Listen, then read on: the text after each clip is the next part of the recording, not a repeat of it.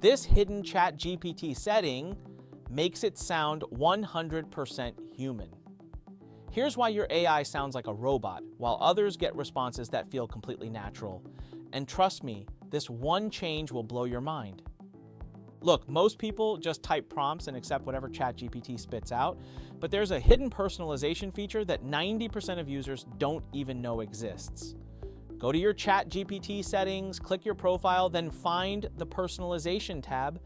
Under what traits should ChatGPT have, you can literally program its personality. Here's what smart users are doing. They're telling ChatGPT to write like a human, keep it conversational, avoid corporate buzzwords, and be direct like you're talking to a smart friend. But this is where it gets crazy. You can also tell it to avoid specific words that make AI sound fake. Words like leverage, robust, delve, and furthermore. These are dead giveaways that AI wrote something. The best part, ChatGPT remembers this setting forever.